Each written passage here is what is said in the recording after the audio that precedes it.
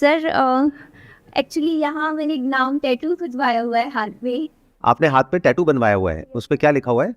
मेरे हस्बैंड का नाम है।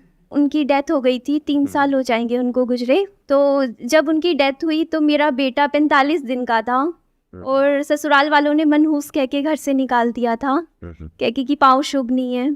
तो वो एक पॉइंट था जब न मेरे पास पैसे भी नहीं थे, 1 रुपया भी नहीं था, ना कहीं से कोई सपोर्ट भी नहीं था। और एक रात ऐसी थी जब मैं मेड की नौकरी देख रही थी खुद के लिए कि शायद बच्चे को साथ रख के यही नौकरी कर पाऊँ। वैसे मैंने बीटेक किया हुआ है, तो 2 साल मैंने काम किया, मेहनत करी और आज मेरे पास खुद के 2 फ्लैट्स हैं जो मैंने खुद अपने दम पर अपने पैसों से ख़रीदे हैं।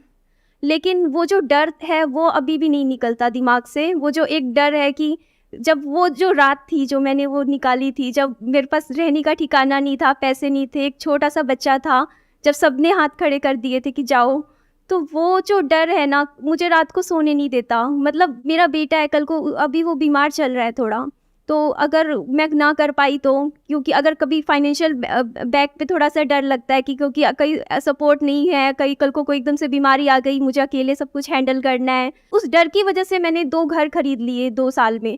सिर्फ ये डर था मेरे मन में कि मुझे घर से बोल दिया था कि जाओ, यहाँ नहीं रहना। तो वो जो डर अंदर से है ना वो अभी भी नहीं जाता। मन में दिमाग में बार बार ना ऐसे होता है कि नहीं इस साल एक और घर खरीदना है, इस साल एक और प्लॉट लेना है, नहीं कुछ करना है। तो वो चीज़ मुझे शांत बैठने नहीं देती है और मन में ही रहता है कि 24 घंटे को ना 48 घंटे बनाना है, मतलब कुछ करना है। आपका ये जो डर है ना, इसको ब्रेक डाउन करते हैं। Yes sir. क्या ये डर आपका इमेजिनरी है या रियलिटी पे बेस्ड है? रियलिटी पर बेस से रियलिटी क्या है? जो मेरी करंट सिचुएशन रही है, जो मैंने चीज़ें पास्ट एक्सपीरियंस नहीं, वो तो पास्ट में थी, बट Yes, आज sir. तो आप कह रहे हैं कि आपकी सिचुएशन अच्छी है, तभी आपने 2 घर खरीदे ना। Yes sir.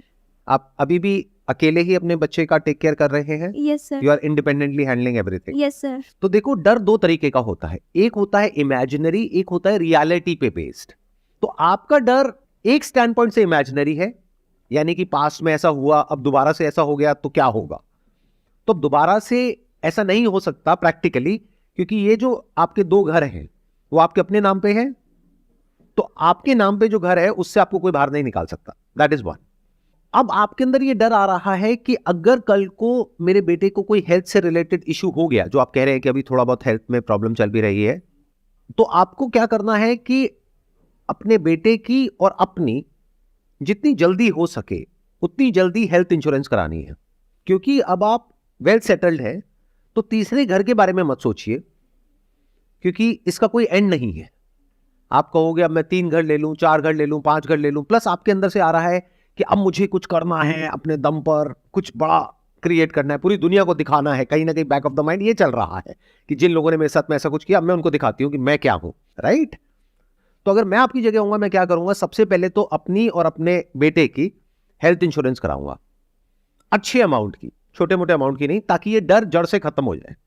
डर क्या है कि आज मान लो आपके 2 घर हैं, वो भी आई एम अज्यूमिंग कि हो सकता है आपने शायद लोन पे भी लिया हो। ये आपका जो फियर है ये कोई इमेजिनरी नहीं है, ये रियल है। ऐसा हो भी सकता है कि भगवान ना करे कोई ऐसी बीमारी हो जाए जिसकी वजह से वो घर सेल करने पड़ जाए। तो अब इस डर को खत्म करने का क्या तरीका है? अपनी एक हेल्थ इंश्योरेंस कराओ, जिसके लिए बहुत ही नॉमिनल आपको प्रीमियम देना है। तीसरा घर खरीदोगे, अननेसेसरी अपने ऊपर ईएमआई का बर्डन बढ़ाओगे और उसका कोई यूज भी नहीं है, वहां पे आपको रहना भी नहीं है। That is one. सेकेंड, कि आपके अंदर से आ रहा है कि मुझे कुछ करना है, मुझे दुनिया को दिखाना है, तो आप ऑलरेडी बहुत कुछ कर चुके हो, क्योंकि आप बता रहे हो कि एक ऐसी स्टेज थी आपकी लाइफ में जब आपने बीटेक किया था और आप मेड की नौकरी करने के बारे में सोच रहे थे। आज आपने अपने पैसों से अपने बेस पर 2 घर खरीद लिए हैं। तो क्या ये छोटी चीज है? ये बहुत बड़ी बात है। तो ऑलरेडी आप बहुत कुछ अचीव कर चुके हो। अब आपको किसी को प्रूव करने के लिए या किसी को दिखाने के लिए नहीं जीना है, नहीं तो अपनी लाइफ को खो दोगे। अपनी लाइफ के जो अच्छे मोमेंट्स हैं या जो आप एक्चुअल में कर सकते हो, उस सबको खो दोगे। बस इसी रेस में भागते रहोगे कि पूरी दुनिया को मैं प्रूव करूंगी कि देखो मैं क्या हूं। And that is the problem with most people. किसी को प्रूव करने के लिए अपनी जिंदगी को मत जियो। ये ऐसा है कि अपनी जिंदगी, जो कि बहुत बड़ी एक चीज हमको मिली है, उसको हमने बहुत छोटा कर दिया है। ऐसे लोग जो हमारी केयर भी नहीं करते, उनको हम कुछ प्रूव करना चाहते हैं। अरे उनको छोड़ दो, वो पास थे, उनको छोड़ दो, उनको भूल जाओ, आगे बढ़ो लाइफ में। बहुत कुछ है जो आप कर सकते हो, उसको देखो कि आप क्या कर सकते हो। not for money, not for third house, but for creating a better world for you and for your son. तो हो सकता है आपकी जो पूरी की पूरी अप्रोच है वो ही बदल जाएगी, तब आपके सोचने का तरीका बिल्कुल बदल जाएगा. I hope that answers your question. Yes sir. Sir एक मैं जो वीडो के लिए जो स्टिग्मा बनाया हुआ है उसके बारे में अगर आप थोड़ा बोलें तो अच्छा लगेगा. ऐसी सिर्फ एक मेंटालिटी नहीं है, कास्ट सिस्टम को लेकर के है, Yes, sir. विडोज को लेकर के है, डिवोर्स को लेकर के है, सर. ऐसे बहुत सारे इश्यूज हैं जिसको लेकर के अभी भी लोगों की जो सोच है वो बहुत ही कंजर्वेटिव है. कंजर्वेटिव है. तो मेरे कहने से या किसी के कहने से या किसी के करने से तो वो बदलने वाले हैं नहीं. ऐसे जो लोग होते हैं जिनकी इस तरह की सोच होती है, उनका जो माइंड होता है ना वो बंद होता है पूरी तरीके से. उनको ना तो किसी की बात समझ आती है, बस जो पुराना जो चला आ रहा है बस वही समझ आता है और वो वहीं घूमते रहते हैं. वो बिल्कुल ऐसा है कि एक पेड़ है जो बिल्कुल ही रिजिड हुआ पड़ा है, तो वक्त के साथ साथ ऐसे जो पेड़ होंगे वो सब कट जाएंगे. किसी को भी ऐसे माँ बाप नहीं चाहिए जिनकी सोच बहुत ही कंजर्वेटिव हो, या ऐसे रिलेटिव्स नहीं चाहिए, ऐसे लोग नहीं चाहिए. तो जब यंग जनरेशन को ऐसे लोग चाहिए ही नहीं तो उन लोगों का होगा क्या, सोचो. तो वो लोग इसलिए नहीं बदलेंगे क्योंकि उसमें आपका फायदा है, वो इसलिए बदलेंगे या उनको इसलिए बदलना पड़ेगा क्योंकि उसमें उनका फायदा है. आज की डेट में भी बड़े बड़े शहरों में, मैं गांव की तो बात ही नहीं कर रहा, कि जब पता लगता है, वैसे तो इलीगल है कि आप पता नहीं कर सकते अल्ट्रासाउंड में कि लड़का है लड़की है, लेकिन आज भी ये हो रहा है कि जहां पे पता किया जाता है कि पेट में लड़का है लड़की है तो गिरा दो. Yes sir. इसमें हाथ किसका है? क्या सिर्फ उन लोगों का है, सिर्फ मेल्स का है, या फीमेल्स का भी है? फीमेल्स का. कि जो लड़के की माँ है तो एक फीमेल आ गई, यस सर. वो लड़की खुद है तो एक फीमेल एक और आ गई, यस सर. तो इन दोनों फीमेल्स ने मिल करके उस बच्ची को मारा. Yes sir. स्टैंड लेना चाहिए था खुद के लिए. तो उनको स्टैंड लेना चाहिए ना, तो वो स्टैंड क्यों नहीं लेते? नहीं ले रहे. सोचो, लगाओ दिमाग. फीमेल नहीं चाहती है, कई फीमेल्स होती हैं जो नहीं गिराना चाहती, जो स्टैंड लेना चाहते हैं, बट कहीं ना कहीं वो जो एक डर, एक जो सोसाइटी, जो फैमिली, जो हस्बैंड, वो हमेशा उसे क्या करता है, डोमिनेट करता है. तुम नहीं करोगी तो मैं ये कर दूंगा, तुम ये नहीं करोगी तो मैं ये कर दूंगा.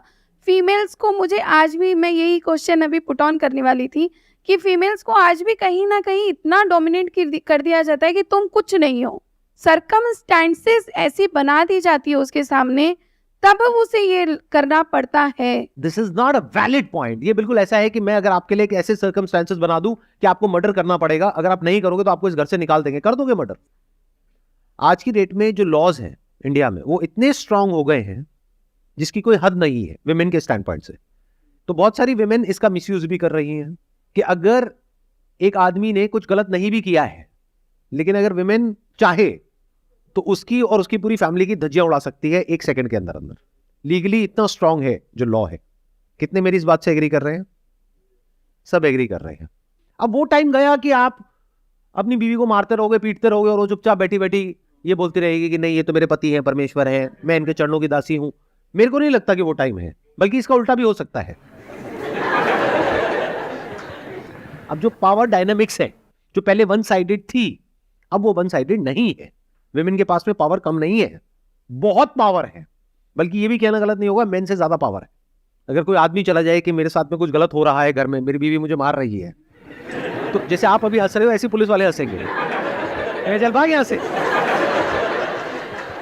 और अगर एक विमेन चली जाए वहां पर तो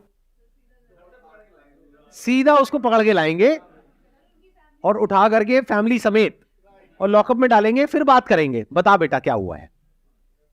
कहने का मतलब है कि अब ये जो बातें हैं वो इतनी रेलेवेंट नहीं है. एटलीस्ट ऐसी जगहों पे जहां पे अवेयरनेस है, जहां पर एजुकेशन है, जहां पर लोगों को इसके बारे में पता है. सर मैंने ना एक चीज़ देखी, अभी इन्होंने बोला ना कि मतलब मेल्स ही मतलब इस बारे में बोला करते हैं कि इस बच्चे को गिरा दो, इस तरीके की बातें मतलब मेल्स ही बोलते हैं. बट मेरा एक्सपीरियंस ये कहता है कि ज़्यादातर वुमेन्स ही वुमेन्स के लिए ये चीज़ें बोलती हैं, तो फीमेल ही फीमेल को परेशान करती है. मेल्स का ऐसा नहीं, मतलब ससुर नहीं करते, सास ही परेशान करते. रियलिटी है.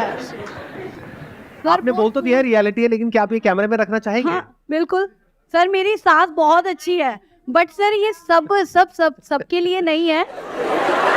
नहीं सर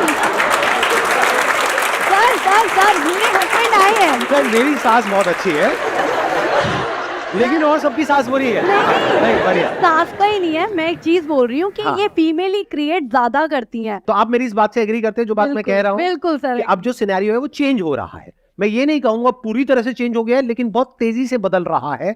और वो लोग जो नहीं बदलेंगे वक्त के साथ साथ में, जो आपका क्वेश्चन था कि लोग ऐसे हैं वैसे हैं वैसे हैं, मैं कह रहा हूं वो सारे खत्म हो जाएंगे आने वाले टाइम में।